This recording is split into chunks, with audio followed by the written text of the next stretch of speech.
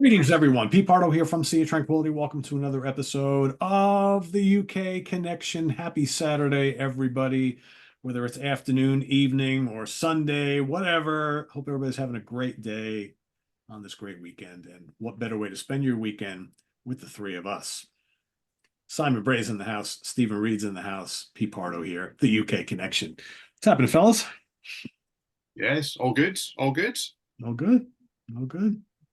Is that a Taliesin shirt you're wearing there? I see. We'll come to that. We'll come to that. Wow. You don't see that out in the wild too often. We'll come to that. We'll get there. Pretty interesting. Does anybody recognize these two chaps right there? Well, even with my glasses on, I can't read what it says. You meet a little. Well, You I meet a can't see. better class of people in pubs. Oh, is it Keith Moon and Oliver Reed? It certainly is. Oh, it's Ding, not ding, Chaz and ding. Dave then. Okay, I thought it was Chaz. I thought it was Chaz and Dave for a second. Two of the Hollywood vampires, right? Hanging out, getting drunk. That's what they did together, right? So anyway, we've got a fun show for you here today. This is one of those episodes where there'll probably be there's not going to be a lot of negativity, I don't think, from us, because we're actually talking about albums we kind of like, but we understand that most of the world probably hates these albums or has issues with them. So we'll kind of toss some things around. But before we get to that, Simon's got a beer to show us, I think. Well, wouldn't be the UK connection if I didn't, would it, really? So No, it would not. I put a monumental amount of effort into finding my beer tonight by simply looking over there. Yeah, seeing what was available for selection. And I've got me some Banksy's Amber Bitter. Yay, it's Oh, that's it. only 3.88%, so I can get through this without doing anything or saying anything more stupid than usual. So yeah, the crowd's going wild, really. Got it queued up all right. That's a beautiful color, isn't it? Huh? Yeah, look at that. It's a good solid 3.461. I would say that's one of those beers that somebody says, "What beer would you like?" You think, if you're not sure, just give me a Banks. That'll do. It's an officially that'll do beer. It's not It's fantastic. definitely a gift. Yeah. Practically all the beer I have got is gifts. No, and I never buy beer for my own. Everything's a gift. It's Hey, it's almost always like people come bringing beers to your house. That's people not have bad. met me. Oh no, they don't come. They just give it, man. Send it, man. There you go, Simon. If I give you beer, will you leave? Is that what they I, say? I currently pretty much only drink on Saturday evenings.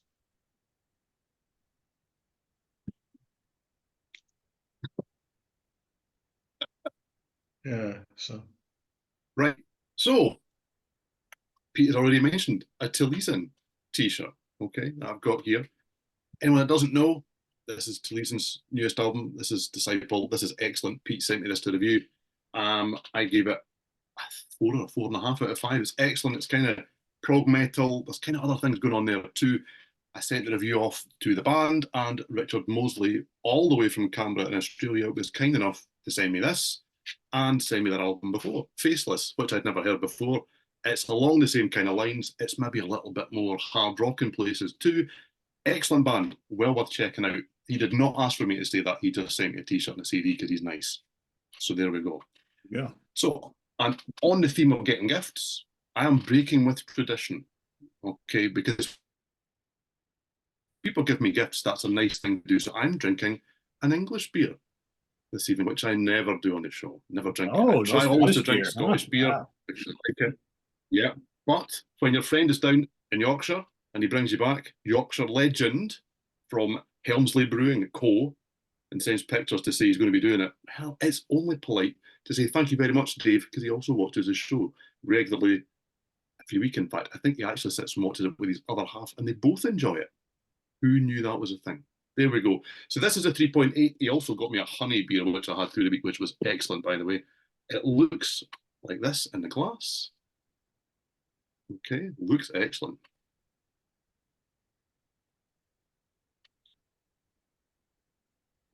It's as creamy as the head would suggest that it is. That's very nice indeed. Oh, well, I think we're in about kind of 3.8 territory here. This is a proper beer. This is very good indeed. I'd have this again. But he bought me 3. I've had 2 now. Both been very good. I like the Helmsley Brewing Company. All right. So I'm staying in New York today for mine. I do feature a lot of New York beers. New York. This is. I'm amazed that I actually bought this. I was in my local beverage center a week or so ago, and I saw them packing something out of the truck outside and putting it up in a, like a little stand in front by the register. And I'm like, oh, what you got there? And they're like, oh, we got a local old favorite, a great dad beer. And I looked, I'm like, holy shit, I haven't had that beer in probably 35 years. I'm going to have to buy a 12 pack because it was only $13.99 US for a 12 pack. Utica Club, pure Pilsner lager beer. Have you ever seen it spelled like that before? And have you ever seen Pilsner lager on the same can? No. Very strange. This is made up in Utica, New York, which is about, I don't know, maybe 4 hours north of me. The first beer sold after Prohibition. Brewed from best quality malt, grains, and choicest hops, absolutely pure, 5% alcohol by volume. This is an absolute summertime dad beer. It doesn't taste great. But if it's cold and refreshing, it goes down smooth. It's just like I remember it. It tastes tinny like the can that it came out of. That's not a selling point, is it, Pete? No, it's not. It's not. But it definitely has this like metallic taste. I don't know why. That's very strange. I noticed that you put it on Facebook that you'd had that beer, and it got 13 likes, which is more than the last UK Connection video. You know what it is, Simon? Because most people from around here who are of a certain age, our age, drank this beer as one of our first. This was a beer that was everywhere for dirt cheap back in like the 80s, in the early 90s. So I used to see this beer all the time. And this was one of those, okay, everybody put together some quarters and a couple dollar bills, and maybe we can go get a case of Utica Club. And we do that. And we go drink the whole thing somewhere out in the woods or whatever. That's what we did. Utica Club, Genesee, Pabst, all this really shitty American domestic beers. But I haven't touched this stuff in ages. And I saw it, I bought it. And you know what? It's not terrible. 2.75. It's a summertime dad beer. It's a domestic American beer. It's nothing spectacular, but ice cold, you could do a lot worse. So, no, maybe. See, I've heard of dad dancing. I've probably got what they would class as a dad bod, which in other words means, which in other words means I'm overweight. That's kind of what it's a dad beer because this is growing up. This is what our dads would drink. They would drink all this cheap, crappy Pilsner beers. Yeah. That's basically what that is. So it's okay. Yeah. Would I buy it again? Yeah, probably not. Yeah. Well, you've got 12 of them. Oh, too funny. All right. So back to the topic at hand. So we've each picked out 5 albums that we know most people think kind of suck. Go ahead, Simon. No, I was just saying 5. He was 5. Yeah. 5. He was giving you a bit of Sesame Street there. Okay, 5. There you go. 5. We each picked out 5 albums, 5, that we fully understand that most people, fans, critics, think suck, think these albums are not very good. And maybe deep down inside, we understand that level of suckness that they might have, but we still like them anyway. We still think they're pretty good, right? Even though we understand the rest of the world probably doesn't like them all that much either. So we're going to defend them a little bit. We might, for me, I might talk a little bit about why I understand why people don't like these albums, but they still have a special place in our hearts anyway. So what do we want to do? 3 at a time, and then the last round 2, we'll go around twice. Okay. Simon, kick us off with your first 3. It's all kicking off, isn't it? Right. So this was ultimately my idea, wasn't it? And the genesis of this was when we did the AOR melodic rock. They did it. They did a melodic rock of Chicago 17, and I believe I said it fucking sucks, but I love it. That's pretty much it, isn't it? You can see why. And most of my choices are very much down that route, or route, as you Americans would say. And I've noticed that before I frankly cheat, which is what's going to happen. I've noticed that I know that most of my choices are well, they're all male solo artists. I know that, and in the main, they're acts that have large catalogs, and these are kind of like the outliers in the catalog. And there's one that's just a bit, and one. Let's start, shall we? Okay, let's do it. Right. Yes. So I can't. And I was going to anticipation is killing choose. me. I was going to choose a 1980s Moody Blues album. I was going to do that, and then I realised, because I bothered to read the schedule, that we've got the Moody Blues on our hit list, haven't we? You've read that, haven't you, Pete? You know that, don't you? Excellent. Just saying. Yeah. So I then realised that somewhere in the darkest recesses of my collection, which is kind of getting alphabetized at the moment. I know, I've got Classic Blue, a collection of classic songs by Justin Hayward with Mike Batt. That's right, my Bat of the Wombles and the London Philharmonic Orchestra. Oh, yes, Stephen. Pete, do you not know who Mike Batt is? No. No clue. Oh, well, you need to go find out who Mike Batt is. He's a fabulously bizarre, eclectic songwriter, player, producer. He's all over the place. And what he does is guaranteed to be awful and fantastic at the same time. So, in other words, a strange combination to go up with Justin Hayward, probably, I would assume. Yes. Okay. Now, what is really great about this is that I am nothing if not a massive hypocrite. And this is a covers album with the London Philharmonic Orchestra. Because who wouldn't want really, really overly produced with an orchestra versions, or slowed down versions of the track of my... You wouldn't. No, I have a very quick question. I appreciate we're being very interrupted this evening. Yes. Very sorry, people in the comments. Okay. Does he cover any of his own songs? Yes, of course he does. Right, because I always say there's pillars. There are pillars when a band's got it all wrong, whereby they either do a covers album, re-record their own stuff, or do a philharmonic album. This is all three.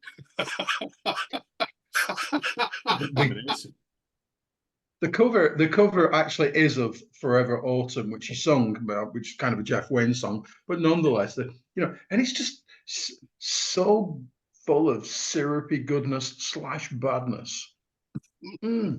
Really, really is as lush as a lush thing that's really very lushy. It's also got one of the worst covers in the history of mankind. Look at that, isn't that terrible? But you're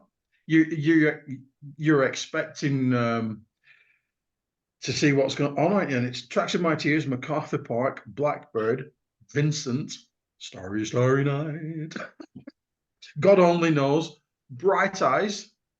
I wonder who wrote that. Oh, my bad. A Whiter Shade of Pale, Scarborough Fair. Oh, God, that's terribly brilliant. Forever Autumn. And when I think about Justin Hayward, I think about Stairway to Heaven.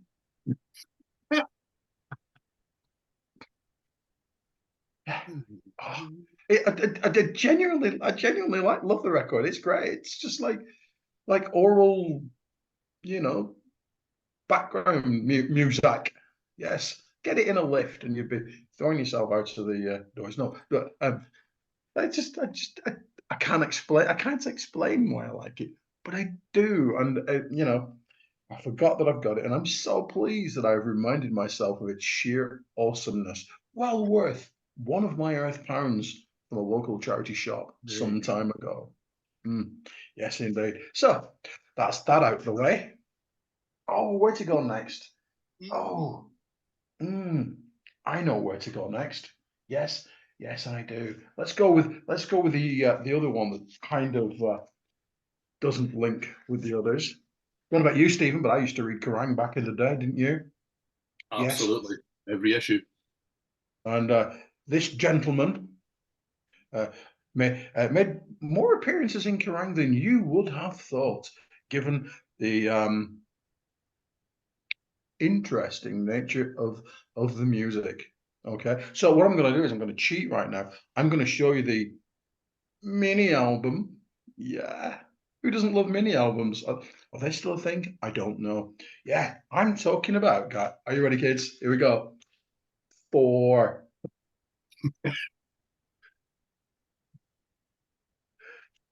What do we all remember about Thor? That's right, Pantera, the back, the backups, backing thing. That's what all those boys remember about that, isn't it? Really, really, so many great. I cannot believe, right, that when I was naming my children, that I didn't actually give either of them the middle name Anger. I just can't believe that. This is stupid beyond belief in a great way. I was trying to explain to one of my students earlier this week.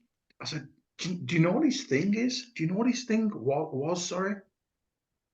He blew up hot water bowls rather than write proper songs. No, that's not true. That's not true, is it?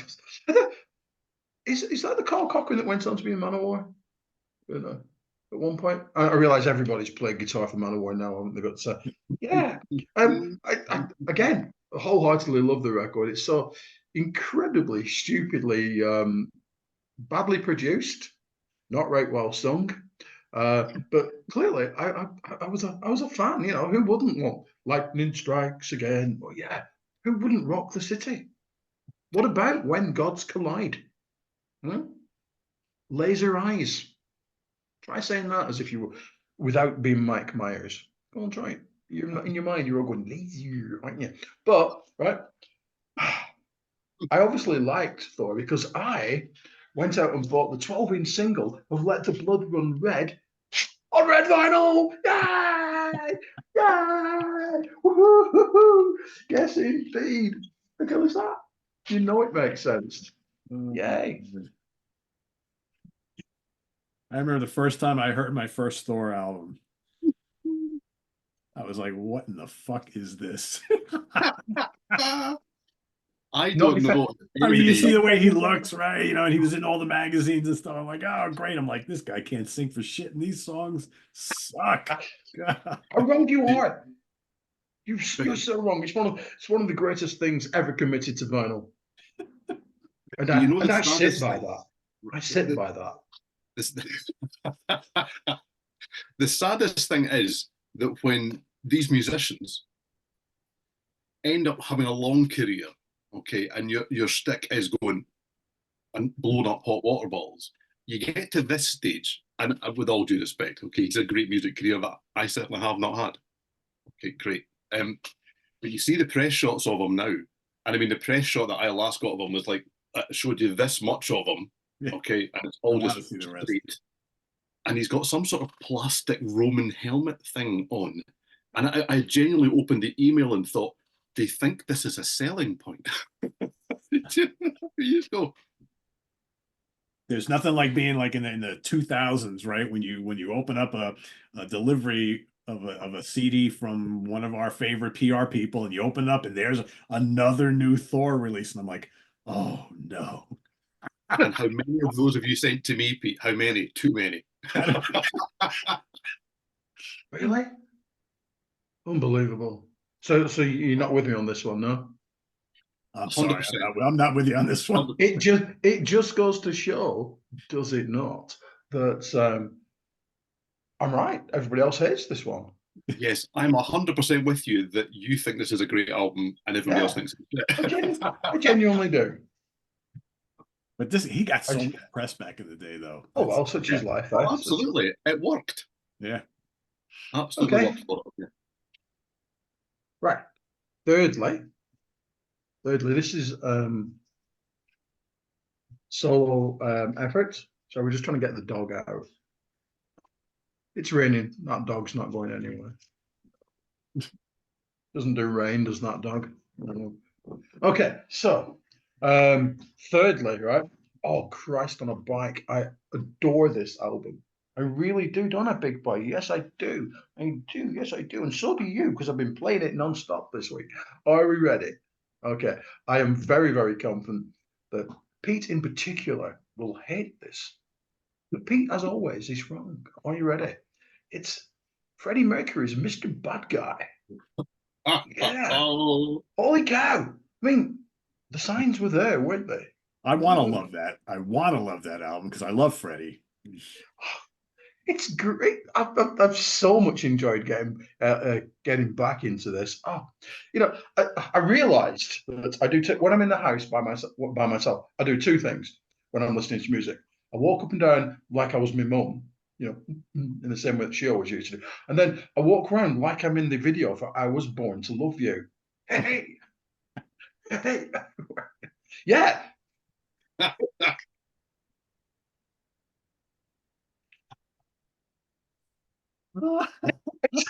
It's, oh, just yes, I'm everybody's Mr. Bad Guy. Yes, Freddie, you really were. And you know what? When you start again listening to it with earphones, and the production's just great, and I realize that's usually like this album's fucking shit, isn't it? Because I've just said the production's great. But there's so much going on there. It's just one of the great prog records of all time. No, I didn't mean that. But I Was Born to Love You. The version of this is a million, trillion, bazillion times better than the one on Made in Heaven. No, no, no. Turning to you from last week, haven't I, Stephen? No. thinking that was frightening. Yeah, when you can sing every word, I can do that with this record. I can do it because I love it. I do. It's even better than Hot Space. That's how good it is. I might agree with you on that one. I definitely agree with you there. Yeah. Not saying much, but that fart that the dog's just done's better than Hot Space. Jesus Christ! Oh, okay, those are my first three. God, Yeah. how do we follow that up? Try your best. Just try your best. We'll give it a go. Is what we'll do.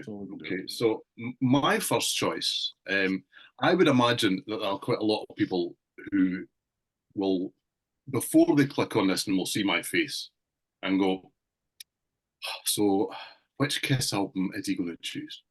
Okay, and I'm not going to choose a Kiss album because this is not a Kiss album. Okay, that's not what this is. Okay, and then again, neither's this. Okay, and neither's this. Okay, none of those are Kiss albums. These are Chris albums. Okay, so we're in 1978. This is the biggest thing on the planet. So they tell you. Okay, and we get 4 solo albums from Kiss. I mean, who would have the audacity, or of course, the stupidity to do such a thing? Now, two of them are great. Absolutely fantastic. One, as we discussed on a previous show regarding Gene Simmons' Asshole, but also his solo album, is an interesting album that is maybe flawed, but is good fun. This is an utter folly. That is what it is. It's produced by Vinnie Poncia, who rather bizarrely would then go on to become part of the Kiss story. He would produce the next 2 albums. The rest of the band would listen to Peter Criss's album and go, we've got something there. But they might well have done, because Dynasty and Unmasked are either, depending on your standpoint, a renaissance for the band or a nadir for the band. It's either up there or it's way down there somewhere. But he steered the ship for the next couple of albums. Thank you. On the Peter Criss solo album, you've got Steve Lukather. What can go wrong? You've got Elliot Randall, you've got Lenny Castro, you've got Bill Cuomo. There's some real people on here. And you've also got people that were important to the Kiss story. You've got Poncia, you've got Stan Penridge, you've got Alan Schwarzenberg, who definitely never played any drums on a Kiss album. Okay. And this is it's the most misguided and naive thing ever. I am fascinated. I would love to have been in the studio when they were making this album and writing songs like That's the Kind of Sugar Papa Likes. Do you know, I mean, can you just imagine them going, do you know, Pete, everyone's going to see your real side and they're going to love you. They're going to go, oh, play me Rock Me Baby. Play me Hooked on Rock and Roll. I mean, they're all sing-along of fun, is what they are. And yet, for some strange reason, I don't love it, but I do like it. It's got a bizarre charm. It helps that it's maybe got the best singer in Kiss on it, because arguably, Peter Criss was a much underused singer in the band. And when he does Tossin' and Turnin', which was a Bobby Lewis cover, he delivers it with such belief. He believes every word of this album, and I find that quite endearing. It sells it to me. And then you've got You Matter to Me, which was a single off it, and that is way catchier than anybody gives it credit for. Yes, it's not rock. It's not quite jazz. It's not quite yacht rock. It's not pop. It's none of those things, and yet it's still none of those things. It lands in the middle of nowhere, really. It's the strangest conglomeration of music that I've got. And it's not just because it's Kiss related that I like it, because I will admit that I think it's All for One, Peter's last solo album. I often will admit that is the worst album that I actually own in my collection. It is just genuinely terrible. It doesn't qualify for this because it doesn't have the "and I love it" part. I do love this album because I really do believe that he believed in it so much. And that comes across to me when I listen to it. And yes, I am sad enough to be able to sing along with most of the Peter Criss 1978 solo. You know, when those albums came out, the 4 solo albums, at the time, I mean, that was my favorite band, and Peter was my favorite member at the time. And I was so looking forward to that album, and I bought all of them. And I remember I put that on, and I'm like, what is this we're listening to?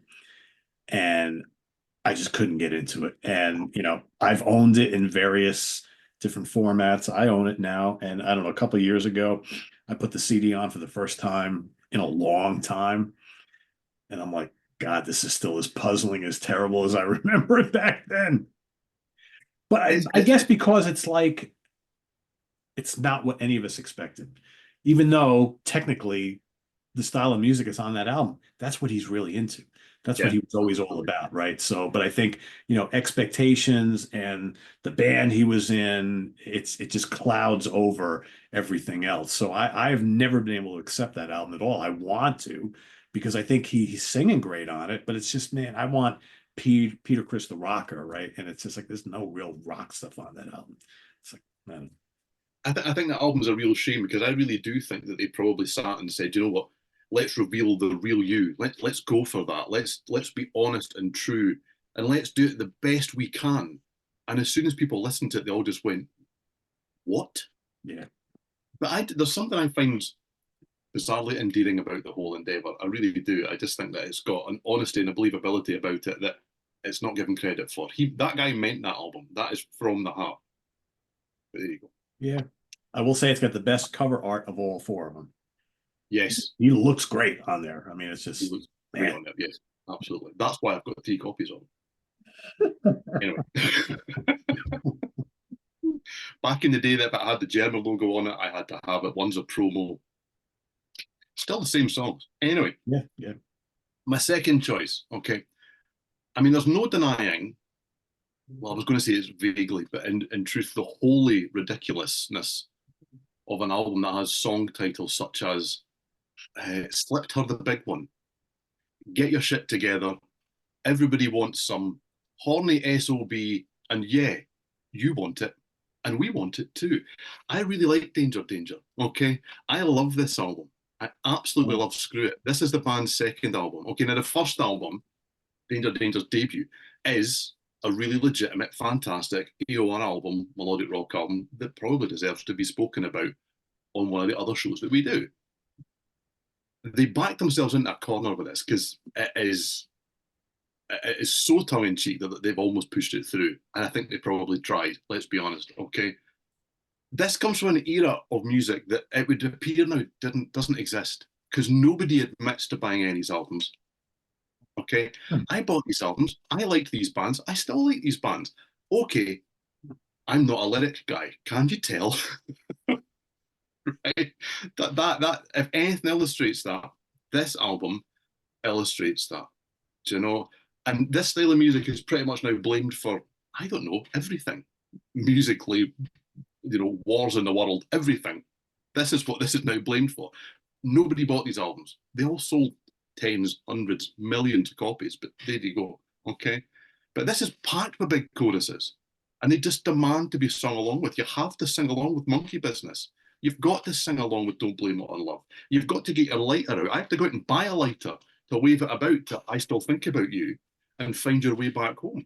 Because they're just so catchy. They're just so memorable. They're just so much stupid fun. Okay, now, Ted Poley is a singer in the band at this stage, and he can be a bit hit or miss. But he's great on this. And how can you be so believable singing utter ludicrous nonsense? But he is. He's on it. He gives it everything. I saw this band live. They opened for Kiss on the Revenge tour, funnily enough. Admittedly, my other half's comment was, they've got great hair. It's not called hair metal, people. It's not, okay?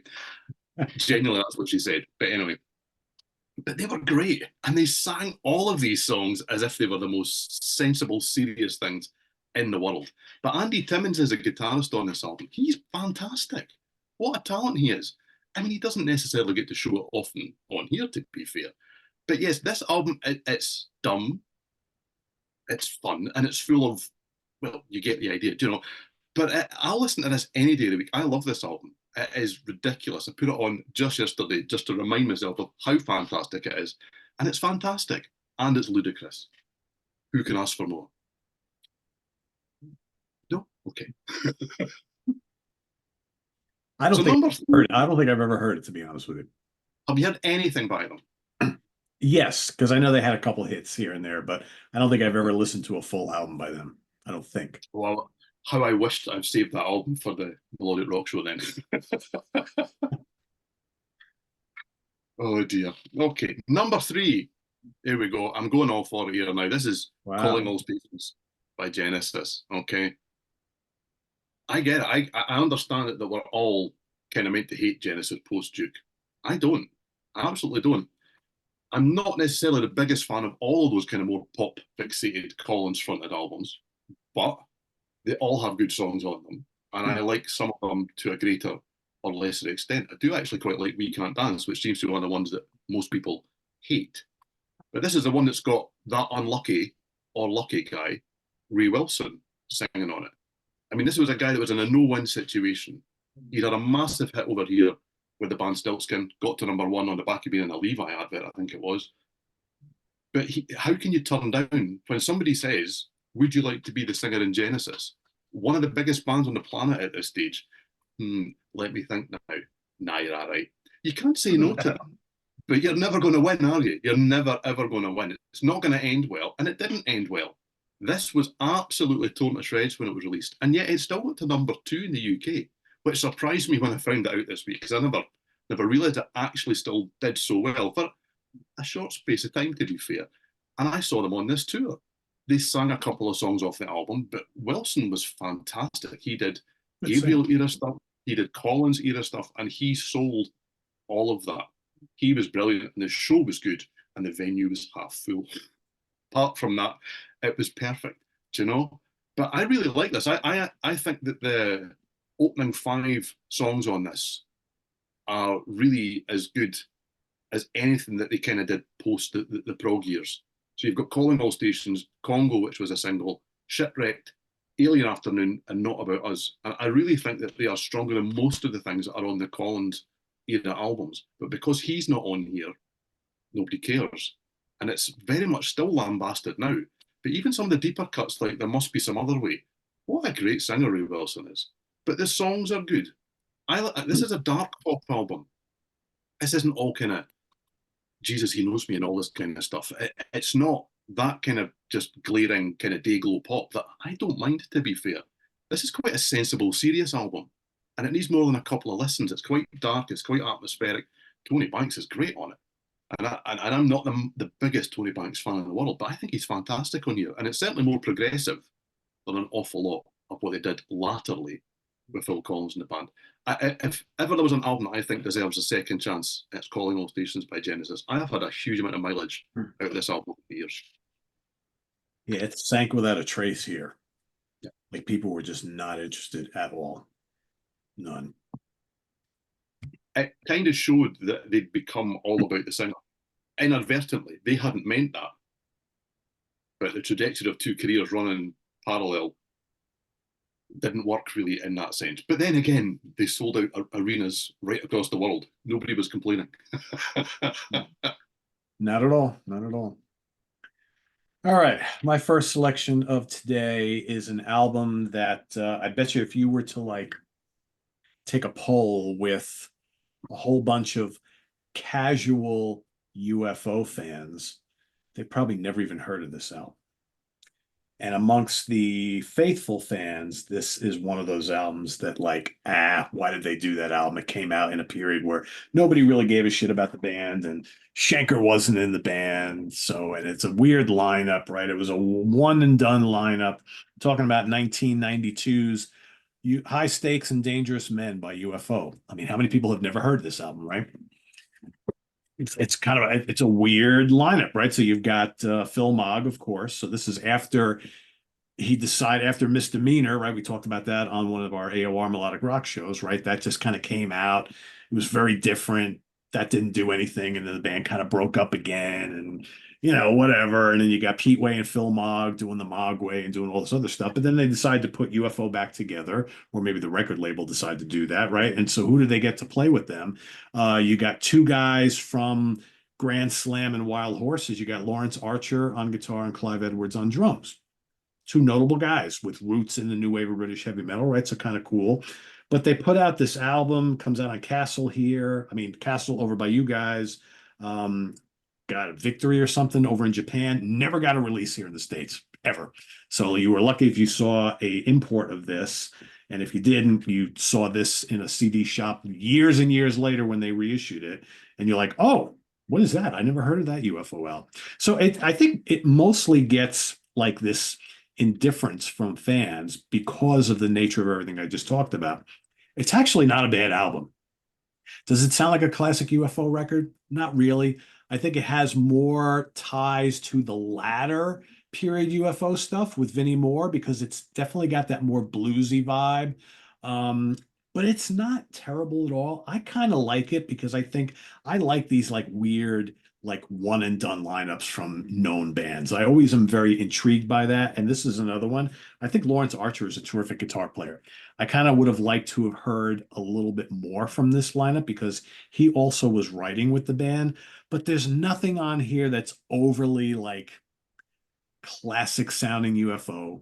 It doesn't have Schenker. Right. It doesn't have Taka either, right? But that's not that big a deal.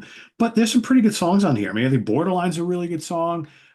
She's the One is kind of catchy. Ain't Life Sweet? Backdoor Man.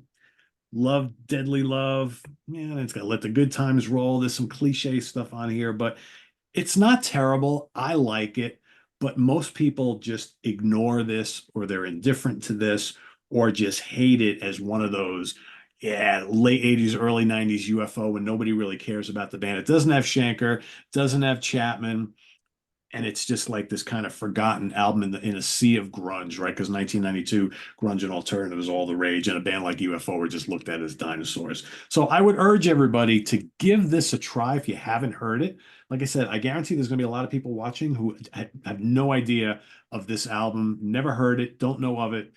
Go give it a listen. It's actually pretty solid. It's not a great album. I'm not saying it is, but I like it, even though I know most people don't give a shit about it. So that's my first one there. All right, next up. Oh, by the way, did you guys either of you hear this album? Steven, I think. Yeah. I've reviewed that on the site when it was reissued with the live album that was on it. But yeah, I think it's really solid. Absolutely, I really like it. Yeah, it is amazing how different it sounds from Misdemeanor, right? Like it's fun. UFO are one of those bands that genuinely have eras where you could just say that this doesn't sound anything like them. This is a different band now because they really kind of were. There's nobody left. I know. It's really weird, but I don't know. I think it's kind of a cool curiosity in their catalog. As is this next one here. So this one, this was released in 1975. And it's a band that are kind of at a crossroads for a lot of reasons. Their kind of glory years have already kind of passed. They lost two key members. They've got this shuffling lineup now. You got band members at odds with each other. I'm talking about Win, Lose, or Draw by the Allman Brothers Band, 1975. So this is one of those mid-period, or I shouldn't say mid-period, mid-70s, but it's kind of like the mid-period from the 70s, where they went from being this huge band, especially here, to just cranking out albums that aren't really doing much of anything. They're going through an identity crisis. They're trying different styles. Greg Allman is out messing around with Cher and doing lots of drugs, and Dickie Betts is doing lots of drugs and getting into like kind of country and whatnot. You got guys coming and going from the lineup.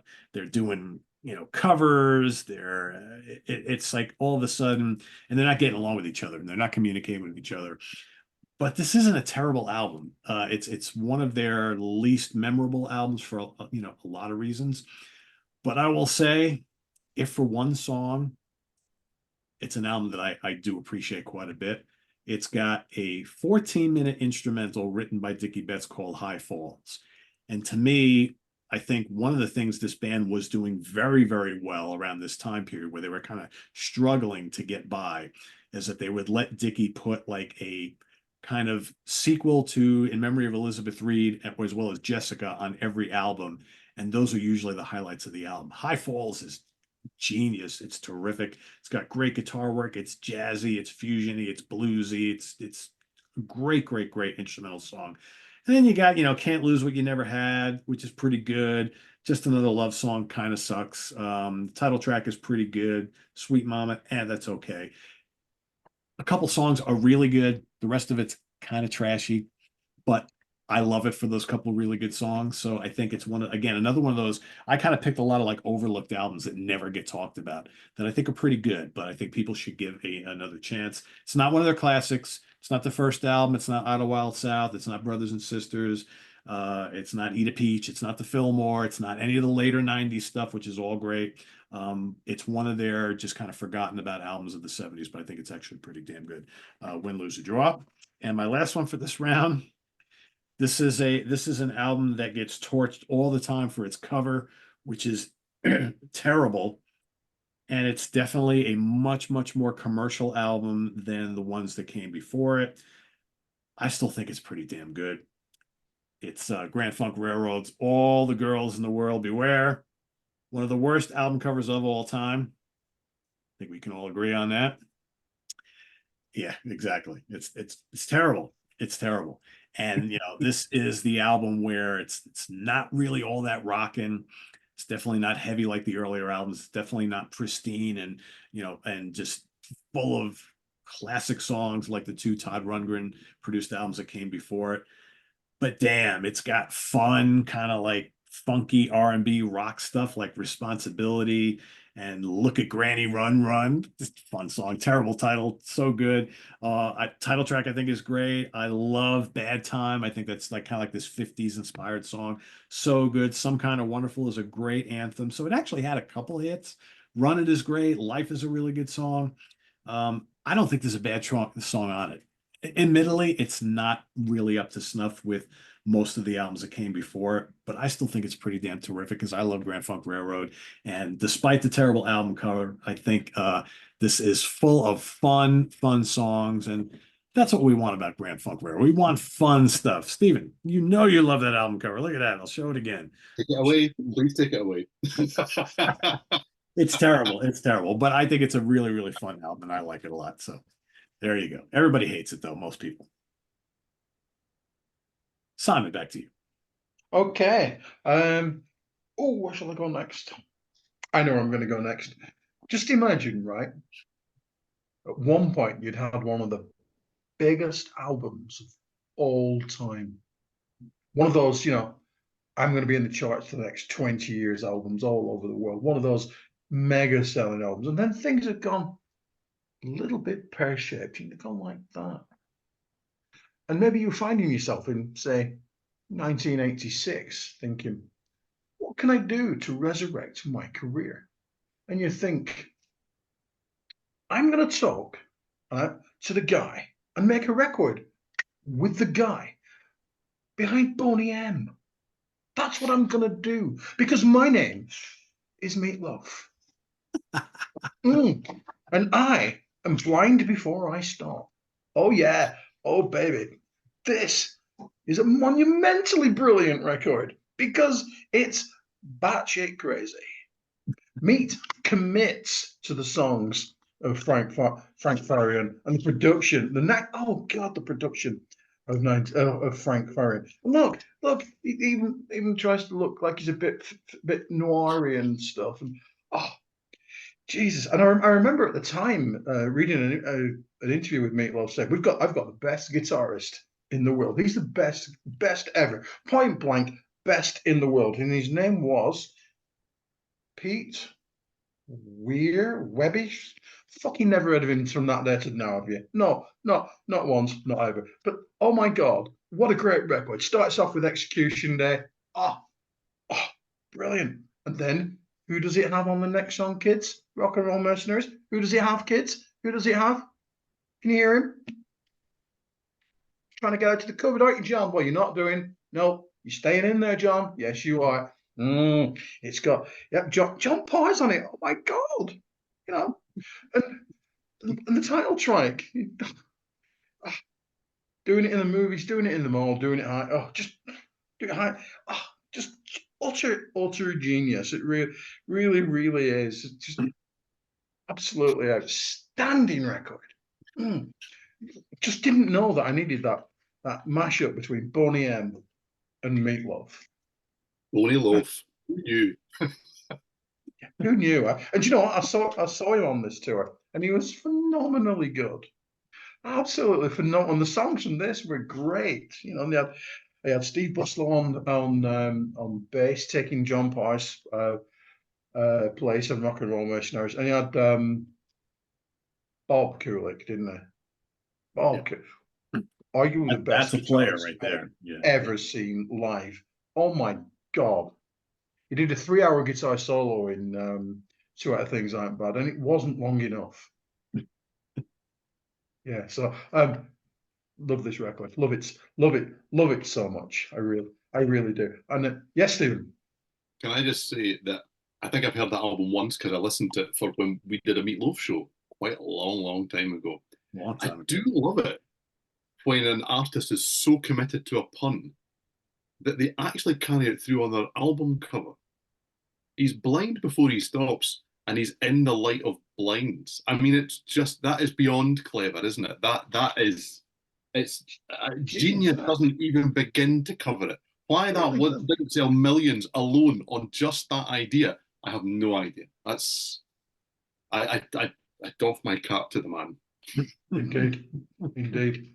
Right. You know, there's only one artist that I really thought I've got to get him in there because he's got such an enormous catalogue. From the 60s onwards, he's been in a band. He's got solo material. He even got sued for not sounding like himself. I think we all know where I'm going now, don't we? But do you know what I thought to myself? Which album do I choose that doesn't sound like himself? Do I choose the phenomenally wonderful Trams? Which Nils Glofman's playing guitar on? What? I've listened to it twice today. I can't tell, and I find him to be a very, very distinctive guitar player. You know, well, the whole Crazy Horse, you know. Do you know what? You're like, oh, you're gonna play guitar on my album? I'm gonna make it sound not like a guitar. Wait till you hear this. Genius. I love Trams, by the way. I think it's brilliant, but there you go. It really is, isn't it? And do you know what? Yeah. First, I've actually just noticed for the first time in ages that the hype sticker's been put on the back. That was not me. Just one. Sacrilege. No, that wasn't me. But you know, it's such a prescient album because you know, dicking around with vocals is very 2024, isn't it? You know, if you Camila Cabello or some of these people that, you know, auto-tuned the living daylights out of absolutely everything. Neil was fucking around with that shit decades ago, wasn't it? Yeah. So many great tunes. And who didn't want a remake of Mr. Soul in a trans, you know, electric style. Who didn't want that? I certainly did. I really, really. But that's not the album I want to talk about by Neil Young. No, no, it really isn't. Because Neil made the "Nobody Bought This Except for Me" album, Old Ways, a country album, a country swing album. God, it's good. It's so. Peter, it's not your turn. Stop it. Stop it. It's just really, really, it's just brilliant. It's got Waylon on it. It's got Willie on it. It's got Linda Ronstadt's on it. They're all this genius. Misfits is one of the greatest songs in the history of mankind. Well, okay, maybe I'm taking the piss there. I like this album. That's overplaying it slightly. But I've got Old Ways. It's so sad. Bound for Glory, Bound for Living on the Edge. Where is the highway tonight? Well, it's over there, isn't it? Yeah, Neil and Waylon. It makes sense. Oh, the opening song, The Wayward Winks, is such a warm song, almost like a Wayward Wind, like a Sirocco or something like that. But I genuinely love this record, and it's one of those that, again, I can sing every single word, and I can't do that with every Neil Young album, mainly because I can't afford to buy every Neil Young. Yeah, he's got so many. Right? Who's going to remember all those songs? There's one just come out now. Oh, there's another. Where's another? Yeah. Oh, great. Oh my God, there's one just gone online. Oh, shit, he's removed them off of Spotify. Whatever. But yeah, I love it. I love Neil's 80s output. I do. So, yeah. It makes sense. And since Neil released that new album 2 seconds ago, he's since also unearthed a long-lost recording from 1967 that's coming out in 3 minutes as well. So that's the way he rolls. He may be the guy that makes Jethro Tull look lazy. He's got 75 albums from one session ready to go right now. I would say, even though it wasn't your ultimate pick, I think Trends is a really good choice, though. Yeah, actually, there's some of those early '80s albums that people were kind of like, I remember when Reactor came out, and a lot of people were like, he's doing this noisy, rocking, crazy horse shit again. We don't want to hear that anymore. I love Reactor. I think Reactor is great. It's absolutely. Okay, so I'm going to talk about a band that was ginormous. And then it all went wrong, but in the right way, because who knew that if you brought in to a band who should have been in crisis because they'd lost a key member, but who knew that if you brought in a guy that could really play guitar, who could really sing, and who could really write songs, that you'd end up with, well, it's one of the worst album covers of all time as well, but there you go. This is Native Tongue by Poison. 2 words here, and they are Ritchie and Kotzen. Because the band are credited with writing every song on this album. Don't think so. Okay, I think that Ritchie Kotzen was quite busy prior to this album. He was also quite busy on the tour in a variety of different ways, but let's not go into that too deeply. I don't hate Poison the way that I'm meant to hate Poison, because everybody is meant to hate Poison. There are a few songs on the first 3 albums that I quite like. Maybe okay, there's no songs after this that I like particularly, but there you go, you get the idea. Okay, but right from the intro, the scream on this, which is just a short kind of intro, the album title, the title track is the intro into the scream. You immediately go, who is this? This is not on Skinny Bop. Okay, this is a proper serious mature rock album. It has gospel on it, it has soul on it, it has lots of blues on it. Hi, my name's Ritchie. Okay, and it rocks. It's really, really good. Stand is a great song. Until You Suffer Some Fire and Ice, it's fantastic. Even the throwaway shit that is track number 462 in the CD era, because this album is too long. I'll go with that. Bastard Son of a Thousand Blues. That's the thing that they put at the end to kind of go, hey, we're still quirky. It's still much better than an awful lot of what they're known for. Do you know, it's a real out there album. I saw them on this tour. They were great. They were so tight. They were so good. And it was clear that it was kind of getting hauled along by kind of one guy, really. who then behaved not appropriately on tour, it has to be said, with another band member's significant other, and it all went to shit, for want of a better turn of phrase. But for a band that are known for kind of day-glow comedy, lipstick, silly videos, and all this kind of stuff, and of course a headband, bandana, excuse me, Brett, it's a bandana. Okay, this is fantastic. This is such a good album. And whenever anybody says to me, oh, Poison are just absolute shit, you haven't heard this, have you? And they haven't. Nobody's heard this because nobody bought it because, well, it doesn't have like lipstick and pouty things on the front, and it doesn't have CC DeVille's hair doing this somewhere on it, and a thing that he was holding about here pretending to play. That's what makes this good.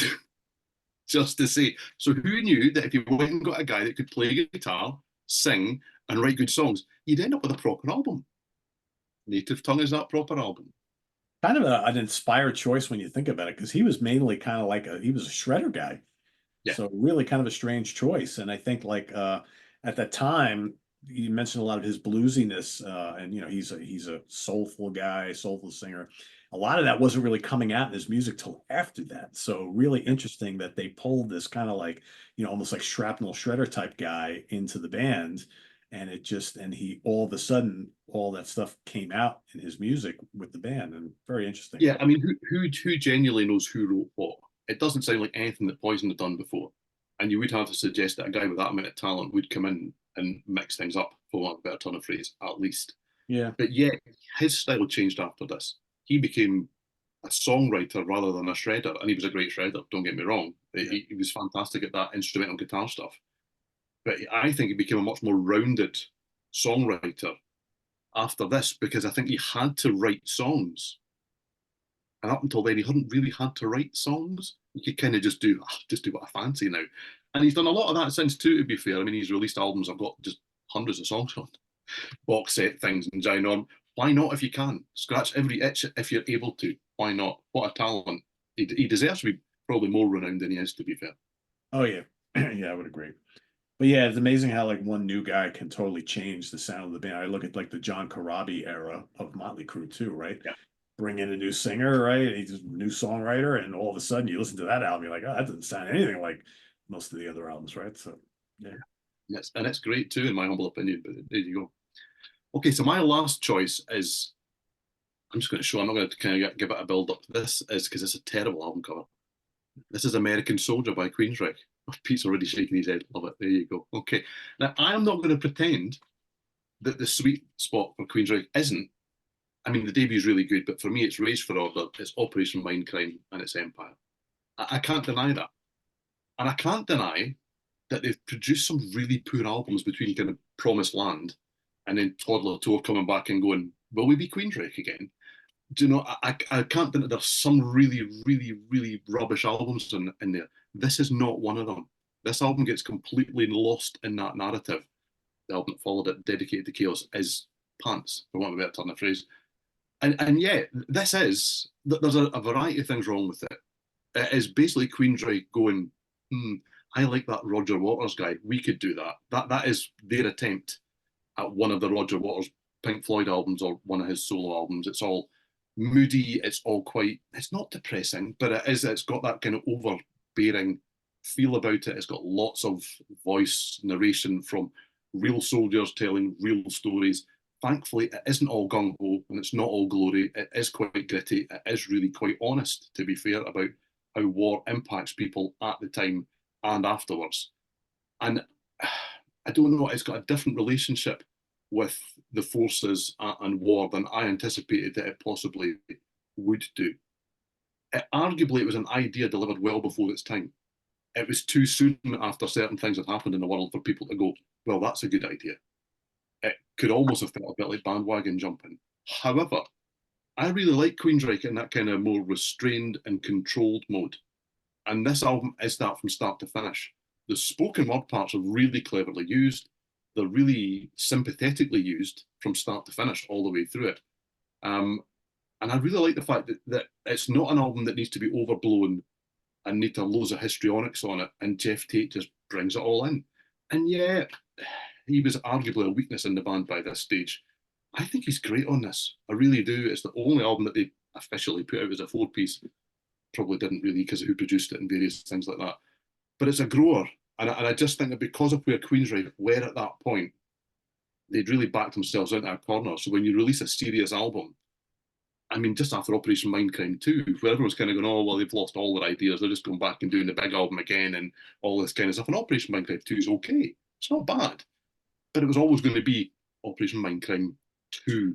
It's never going to be anywhere near as good as the first one. You couldn't do it, not even with Ronnie James Dio on it. But I really like this album. It was just, it's a classic. It's the wrong album from the wrong band at the wrong time. I listen to it now. I get an awful lot from this. I think it's a really cleverly and well-intentioned album, which isn't necessarily something that I would say for everything that Jeff Tate's been involved in, if I was to be perfectly honest with you, because an awful lot of what he's involved in feels manufactured, not even like as if it was going to be commercial. It always feels like I've got a project and it's going to sound like that. And whether it's meant to or not, it sounds like that. And that's not always a good thing. Arguably, that's what this is, but it works, really works for me. It's not universally loved. This is arguably the one that is most hated by the fan base of the band that I've chosen out of all five of mine. This is the one that the fan base kind of go, no, what is this going to do with Queensrÿche? I don't really care. It's really good. It's really good. I really wanted to like that album. And I ultimately was extremely disappointed with it. I just think it was just, you hit the nail on the head. It's really moody, like overly moody. And it's just like, I just kind of was waiting for like, can we get some up-tempo stuff on here? I don't know. I can appreciate the story behind it and everything, because I think they were coming from a good place and trying to do an album like that. For me, it just doesn't really work. But it's the archetypal, I mean, and they're very different albums, but in terms of how I listen to it, I liken it to Brave by Marillion. You can't listen to this with somebody else in the room. It doesn't work like that. This is not going to start a party, guys. But even beyond that, it's a solo listen. It's very much a headphone experience. Put the lights down, actually concentrate on it. I'm not suggesting that people who don't like it haven't done any of those things. But in that setting, it works for me. Can't remember the last time I actually played it through my speakers, because it just loses everything then. It really is about that claustrophobia. I think that is an awful large part of it. And it's a large part of Roger Waters' music as well for me. And there is a big correlation between them, because it really, there's a plagiarism's taken it too far. It's heavily inspired by that style of music, put it that way. I would agree.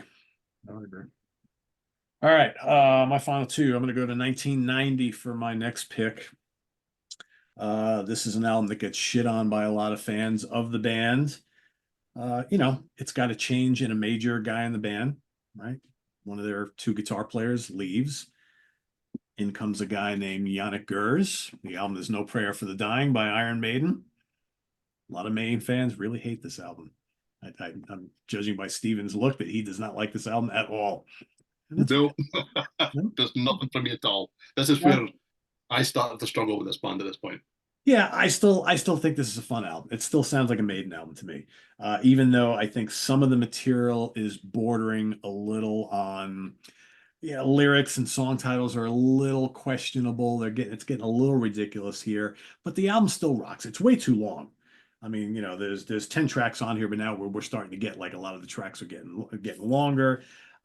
Tail Gunner is kind of ridiculous, but I kind of like it. Holy Smoke is ridiculous, but I kind of like it. I think the title track is really good. Public Enemy #1, I'll admit that's not too good, but The Assassin's good. I think Fate's Warning is good. Of course, they do a song called Hooks in You. Do you know we know another band that does Hooks in You? Who did it first? I think they did it first, though. Bring Your Daughter to the Slaughter. All right, that's a little ridiculous. I get it. Mother Russia, that's like a kind of poor attempt on like one of those big epic type pieces by them. But I still think it rocks. I think, honestly, I know everybody makes fun of Yannick Gers. I don't have an issue with him, to be fair. Yeah, when you see him live, it's a little ridiculous. It's because I think that, quite frankly, I don't think this band needs 3 guitar players, but because he's been in the band and been such a good soldier for so long, they keep him around. He does a little writing. He plays some leads. I mean, he's a fine player. Is he Adrian Smith? Maybe not, but I was a fan of his when he was in Gillan before this band. So I was well aware of Yannick Gers before he joined this band.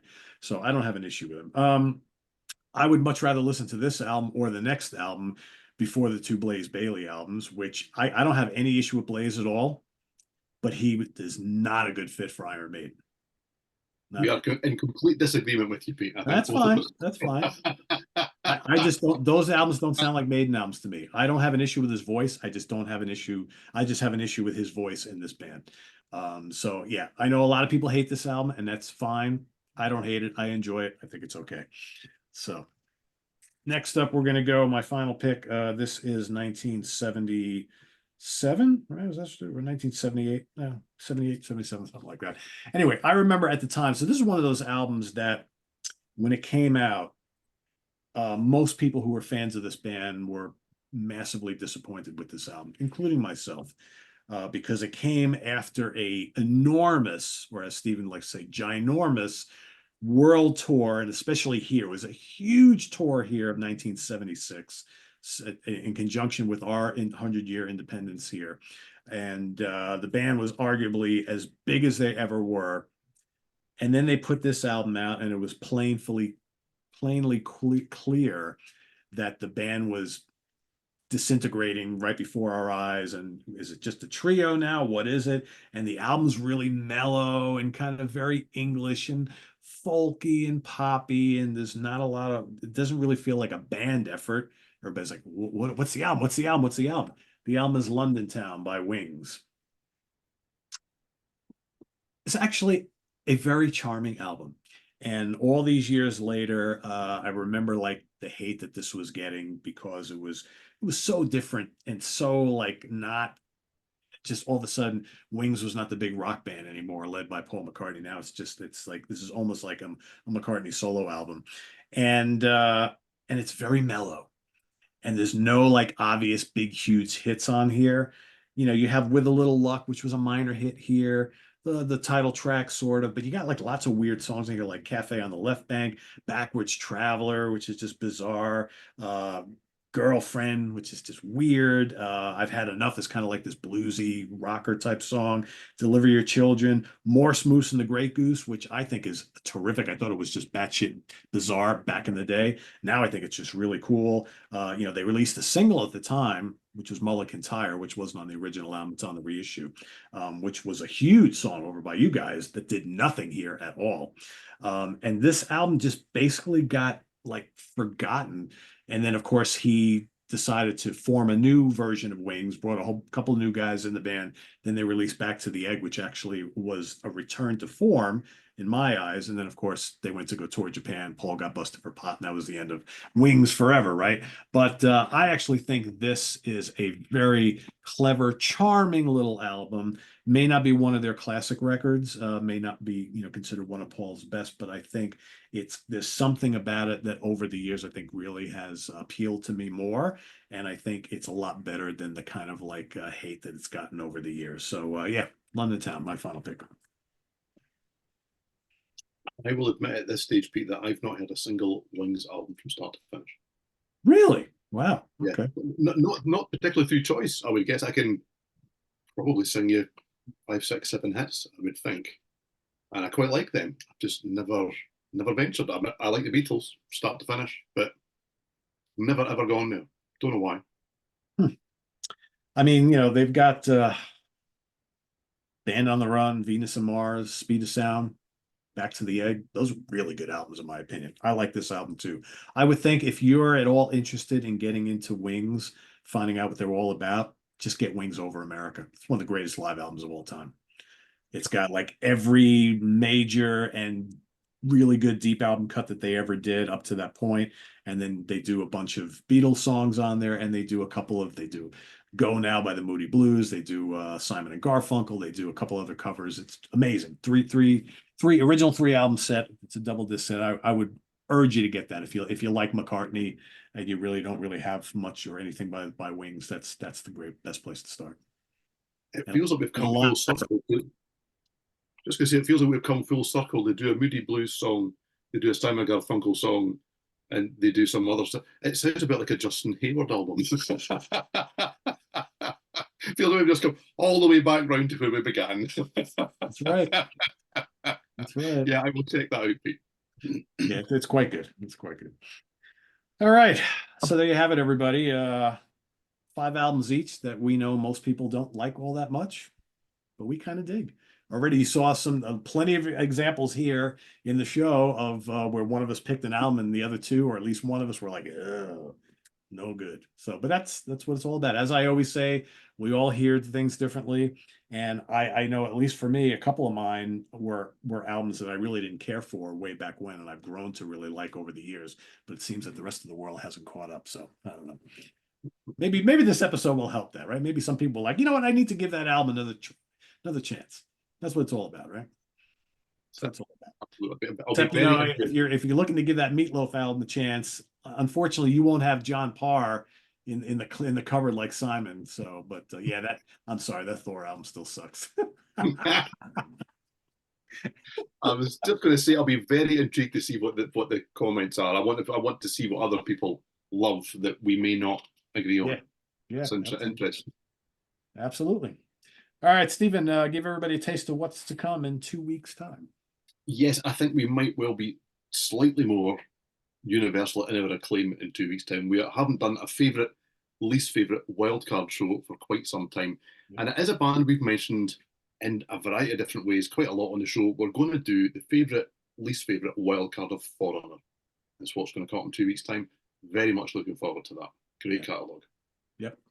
It's actually a good time we're doing it because they're on their kind of like final tour right now. In fact, I think I'm going to see them in 2 weeks or less, something like that. Yeah, 2 weeks. So they're playing with Styx.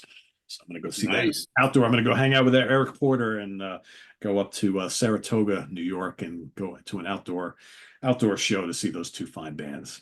Yes, Simon. I'll tell you who you won't be hanging out with. Who? Foreigner. Yeah, you are correct. I know. Yeah, this is like the final tour, and no original members in the band, right? Because Mick's not even doing the tour. Is he even showing up from time to time? Because that's what he's been doing the last couple of years.